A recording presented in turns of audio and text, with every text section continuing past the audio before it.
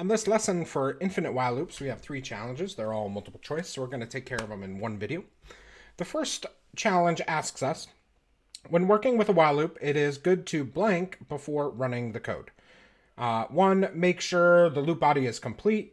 2, build an exit condition. And 3, do nothing.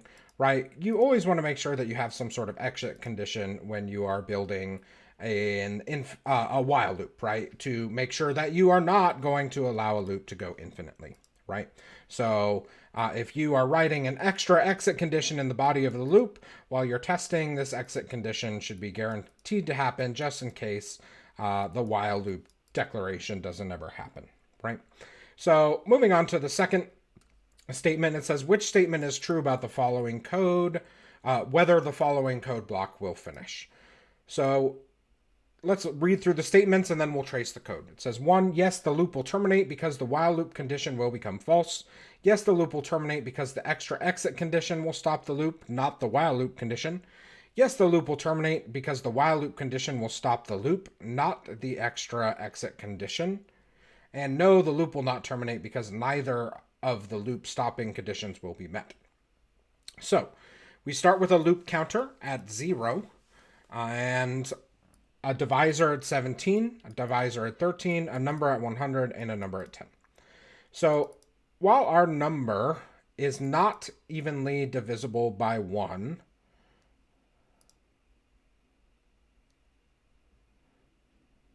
let's actually go ahead. Maybe the easiest way to check this out will actually just be to jump into a replit and run this code, right? This might actually instead of running a replit, I'm going to jump into an IPython console. Let's make this big enough that everyone can see. Let's go ahead and paste this code in here. And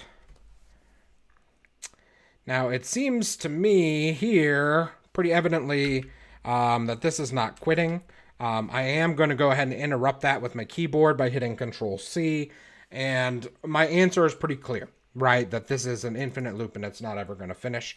Let's go ahead and look at why that might be the case.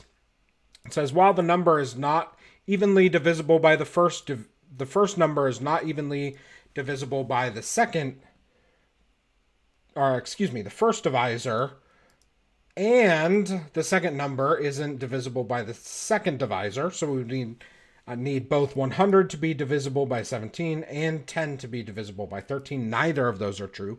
Certainly not both of them. So we're then assigning divisor 2 to a temporary variable. Oh, and then we're switching the 2, right? So divisor 1 becomes divisor 2. Divisor 2 becomes divisor 1. We're saying, oh, if the loop counter is greater than 10, we want to go ahead and use our loop condition. And then we are multiplying and times equals. We are doing like a multiplication accumulator, right? Cumulative product by 1, right? But if you multiply something by 1, it just stays the same. So our counter is 0, right? Also, it starts at 0.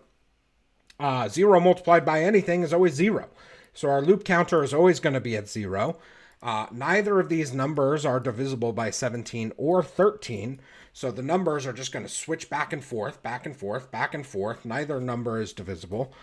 We never enter our loop condition because our counter never increments, right? It's just being multiplied by 1, right? And if we actually look at our terminal output, right, we see 17 and 13 switching back and forth and this going on forever. So we can pretty easily say, no, this is never going to end, and see that is the case. Now, for the last question, we're asked, which of the following loops would run infinitely? First off, we have x equals 0. While x is less than or equal to 100, print I'll run forever.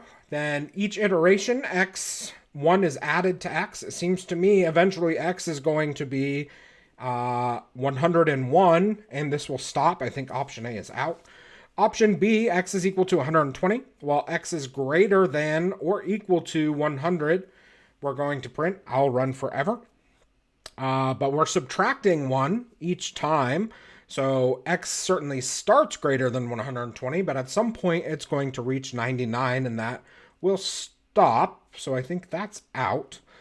Now this last one says x is equal to 100, and while x is greater than or equal to 100, I'll run forever. And then each iteration we add 1 to x. That's going to say, right, x is going to be equal to 100, then 101, 102, 103, etc., etc.